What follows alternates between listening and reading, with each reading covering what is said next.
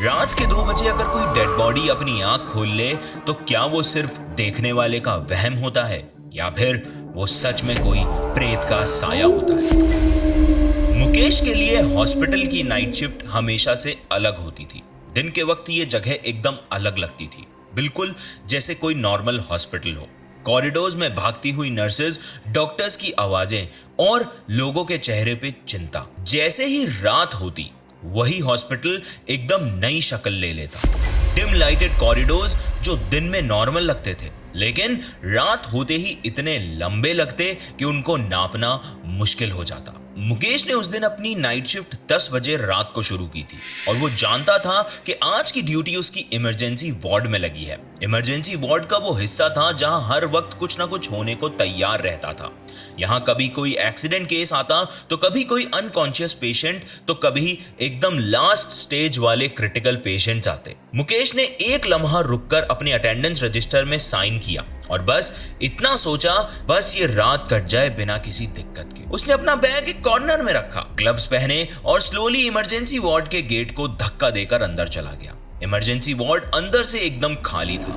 दिन के वक्त ये वार्ड हमेशा बिजी होता था लेकिन अभी सिर्फ एक फेंट येलो लाइट जल रही थी, खुद ही बार बार ब्लिंक कर रही थी जैसे कोई उसको ऑफ करने की कोशिश कर रहा हो। सीलिंग फैंस तो चल रहे थे लेकिन उनकी घूमती हुई ब्लेड में से घर घर की आवाज आती थी। मुकेश ने एक पल के लिए अपनी सांस रोक ली और खुद को काम करने की कोशिश करने लगा। उसके कान में सिर्फ 2 आवाजें आ रही थी, एक मशीन्स की बीप की और दूसरी उसके दिल की धड़कन की।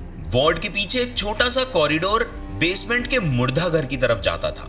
वहां से हमेशा अजीब सी बदबू आती थी, जैसे सूखे फिनाइल की स्मेल और एकदम पुराने जंग लगे हुए लोहे की बू। मुकेश ने एक फाइल उठाई और बेड के पास रखी। उसने खुद से बोला, बस नॉर्मल ड्यूटी है, नॉर्मल शिफ्ट है, ज्यादा मत सोच। लेकिन जितना वो अपने मन को समझाता उतना ही उसे लगता कि हॉस्पिटल की वॉल्स अपने आप उसके कान में कुछ बोल रही हैं, जैसे कोई इनविजिबल प्रेजेंस उसे कॉन्टिन्यूसली देख रही हो। रात धीरे धीरे बढ़ रही थी। घड़ी की सुई 1:50 पर आकर रुकी। तभी अचानक हॉस्पिटल के गेट की तरफ से स्ट्रेचर्स की व्हील की आवाज सुनाई दी। मुकेश तुरंत अपनी चेयर से उठा और इमरजेंसी वार्ड के दरवाजे की तरफ देखता है। 2 वार्ड बॉयज एक स्ट्रेचर लेकर अंदर आ रहे हैं और उस पर एक पेशेंट पड़ा था, बेहोश, सांस रुक रुक के आ रही थी और पूरा चेहरा पसीने में भीगा हुआ।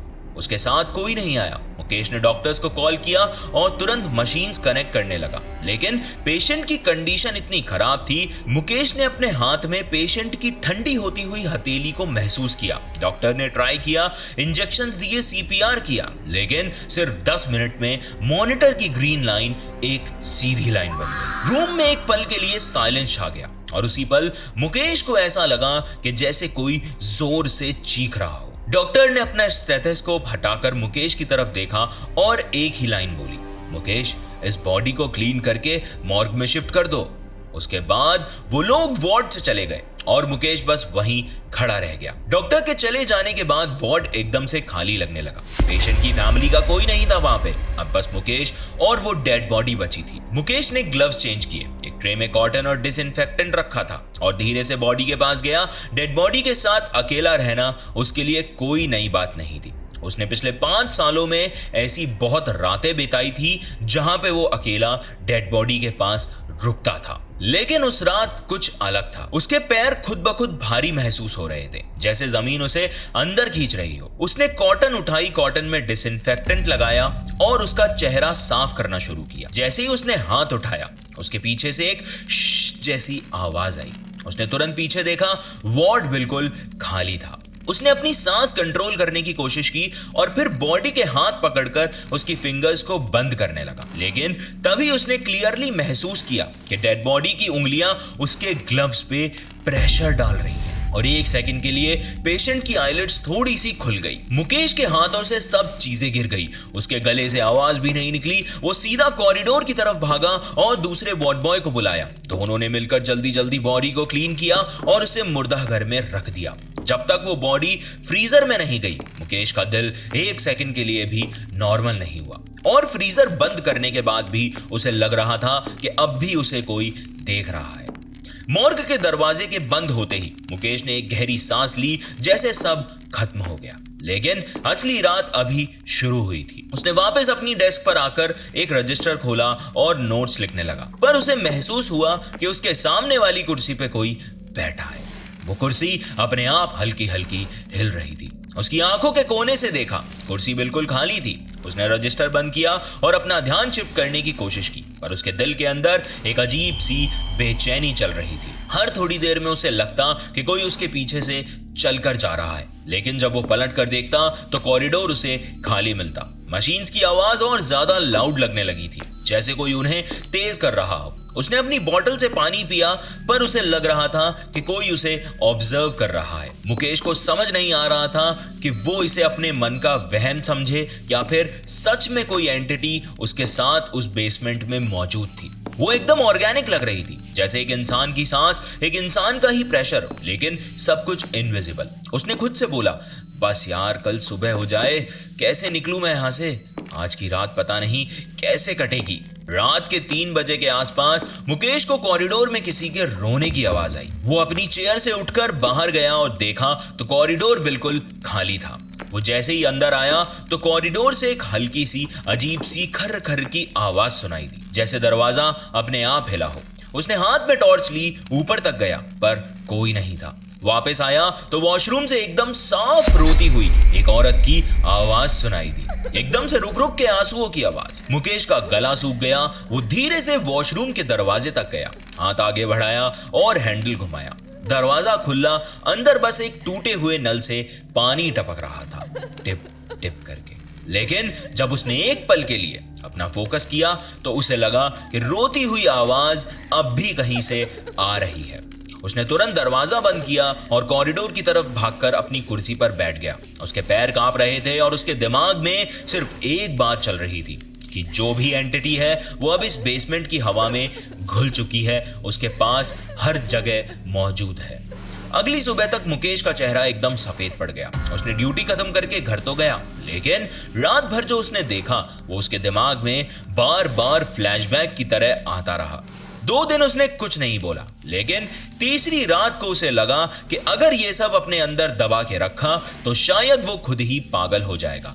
इसलिए शिफ्ट खत्म होने के बाद वो गार्ड साहब के पास जाके बैठ गया, जो बेसमेंट के एंट्रेंस पर ड्यूटी करते थे। गार्ड साहब एक बूढ़े आदमी थे। उनकी आंखों में हमेशा एक अजीब सा सुकून होता था, जैसे वो हॉस्पिटल की हर बात जानते हो। मुकेश ने धीरे धीरे उन्हें सब कुछ बताया, पेशेंट की उंगलियों का हिलना, आंखों का खुलना, कॉरिडोर की आवाज और वॉशरूम में वो रोती हुई आवाज, सब कुछ। वो डरा हुआ था। उसने अपने हाथ से चेहरे के पसीने पोंछे और बस इतना कहा, साहब मुझे लगता है कोई मेरे साथ चल रहा है।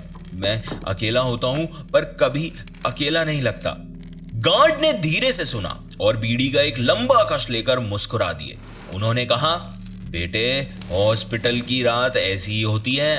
हर बेसमेंट, हर मुर्दागर अपने अंदर कुछ कहानियां छुपाए रहता है। जो तूने महसूस किया वो गलत नहीं है, लेकिन याद रख, डर से इन्हें ताकत मिलती है। तू जितना सोचेगा उतना ज्यादा ये तुझे सतावेंगे। गार्ड के शब्दों ने मुकेश के दिमाग में थोड़ी तसल्ली तो दी थी, लेकिन उस रात घर जाकर पहली बार उसने बिना किसी डर के अपनी आंख बंद की। मुकेश को लगा शायद मैं ही ज्यादा सोच रहा था। अगले कुछ दिन रिलेटिवली नॉर्मल निकल गए। हॉस्पिटल का रूटीन भी वैसा ही रहा। पेशेंट्स आते, डॉक्टर्स उनका इलाज करते और मुकेश अपना काम करता। उसने खुद में एक डिसिप्लिन बनाने की कोशिश की। अब वो रात के टाइम वार्ड में बैठकर अपनी ब्रीदिंग पे फोकस करता और अपने दिमाग को समझाता कि ये सब वहम है। कई रात ऐसे ही निकल गई जहां कोई अजीब घटना नहीं हुई और हर दिन के साथ उसका कॉन्फिडेंस बढ़ता गया। लेकिन कहानी यहीं खत्म होती तो शायद मुकेश की जिंदगी अलग होती। उसे ये नहीं पता था कि वो जो चीज उसे पहले सताने आई थी उसने अभी मुकम्मल तौर पर उसका पीछा नहीं छोड़ा है और वो बस चुप हो गई है, सही वक्त का इंतजार कर रही है। फिर एक रात लगभग 12:30 बजे के आसपास एक पेशेंट आया। उसके हाथ पे पुरानी चोट लगी थी जो फिर से खुल गई थी। उसे ड्रेसिंग करवानी थी। उसने कैजुअली ड्रेसिंग स्टार्ट किया, एंटीसेप्टिक लगाया और बैंडेज बांध दिया। काम करते वक्त उसने बस कैजुअली पूछा, भाई तुमने ये इतना मुंह क्यों ढक रखा है? ठंड तो उतनी नहीं है। पेशेंट चुप रहा मुकेश ने फिर से पूछा, पर इस बार उसने धीरे से अपना मफलर हटाना शुरू किया। जैसे ही उसने अपना चेहरा रिवील किया, मुकेश की आंखें फट गईं। उसने जो देखा वो एक इंसानी चेहरा ही था। चेहरे की मुस्कान अजीब सी थी जो जिंदा इंसान की कभी नहीं हो सकती थी। वो चेहरा उसी डेड बॉडी का था। मुकेश के मुंह से एकदम से चीख निकल गई। वो अपने आप को संभाल नहीं पाया और वार्ड से सीधा भागकर कॉरिडोर में निकल गया। उसके पैर इतने तेज चल रहे थे कि वो सीधा गार्ड के रूम तक जा पहुंचा। उसके चेहरे पे वो खौफ साफ नजर आ रहा था। कॉरिडोर में मुकेश की चीख सुनकर बाकी स्टाफ तुरंत आ गए। एक नर्स ने उसका हाथ पकड़कर पूछा, मुकेश क्या हुआ, इतना चिल्ला क्यों रहा है? मुकेश का गला सूख गया। वो बस बार बार वार्ड की तरफ इशारा करता रहा, लेकिन उसके होंठों से एक भी लफ्ज नहीं निकला।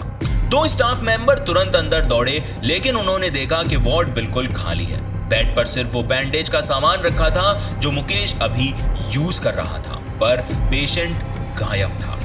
ना उसकी छवि, ना उसके फुटस्टेप्स। नर्स वापस आ गई और गुस्से से बोलती है, मुकेश तुम्हें क्या हो गया है? यहाँ कोई नहीं है, तुम अपने आप को बेवजह डरा रहे हो और हमें भी डरा रहे हो। मुकेश की आंखें फिर भी वहीं अटकी थी जहां उसने उस चेहरे को देखा था। उसके दिमाग में एक ही सवाल घूम रहा था कि अगर ये वहम था तो वो इतना रियल कैसे लगा, और अगर ये इंसान नहीं था तो फिर बिना आवाज के कहां चला गया। मुकेश के लिए अब एक ही कंक्लूजन बचा था, या तो वो अपना दिमाग खोता जा रहा है, या फिर वो सेम एंटिटी जो पहले उस रात पेशेंट के साथ आई थी अब भी उसके पास ही है। मुकेश की आंखों के सामने वो सफेद चेहरा बार बार फ्लैश हो रहा था। उसने अपने आप से कहा, नहीं यार, ये मेरा इल्यूजन है, मैं ही ज्यादा सोच रहा हूँ, ये असली नहीं हो सकता। लेकिन उसके अंदर एक आवाज कह रही थी कि ये असली है, और अब वो उसका पीछा नहीं छोड़ने वाला था। मुकेश ने फिर से गार्ड साहब के पास बैठकर सब कुछ डिटेल में बताया, कैसे पेशेंट ने मफलर हटाकर चेहरा दिखाया, कैसे वो चेहरा इंसान का होते हुए भी इंसान का नहीं लग रहा था, और कैसे वो चेहरा उसी डेड बॉडी का था।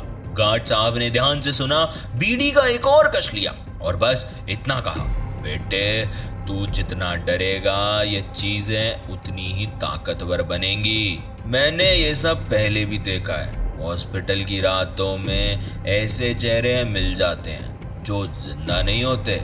इनके साथ जीना सीख ले बेटे। उनकी बात सुन के मुकेश तो चुप हो गया, और उसने उस रात से अपने दिल में वो बात बसा ली कि अगर हॉस्पिटल में रहना है तो इन चीजों को इग्नोर करना पड़ेगा। समय गुजर गया, लेकिन मुकेश के लिए वो हॉस्पिटल का बेसमेंट अब भी वही है। आज भी वो अपनी ड्यूटी पर होता है। उसे लगता है कि उसके पास वाली कुर्सी पर कोई बैठा है। कभी उसके कान के पास से बिल्कुल फुसफुसाहट की आवाज सुनाई देती है, तो कभी पेन अपने आप टेबल पर रोल हो जाता है, और कभी कॉरिडोर में किसी की सिसकियों की आवाज सुनाई देती है। लेकिन मुकेश अब उन सब चीजों से डरता नहीं। उसे अब इतना समझ आ गया है कि डर के बिना जिंदा रहना मुमकिन है, और यही बात उसके हर दिन को एक नए नाइटमेयर में बदल देती है, क्योंकि उसने डरना तो छोड़ दिया है, लेकिन वो चेहरा अब भी उसे छोड़ता नहीं। एक ऐसा ही चेहरा राजू ने भी देखा था, जयपुर के जगतपुरा। किसका था वो चेहरा, कौन थी वो आत्मा? लिंक डिस्क्रिप्शन में है, थंबनेल आपकी स्क्रीन पे। So don't miss this episode. आज की कहानी आपको पसंद आई तो वीडियो को लाइक, चैनल को सब्सक्राइब और कमेंट करना मत भूलना। अपनी कहानियां मुझे जरूर शेयर करना, ईमेल आपकी स्क्रीन पर है। धन्यवाद। आप सुन रहे थे द हॉरर शो बाय करने।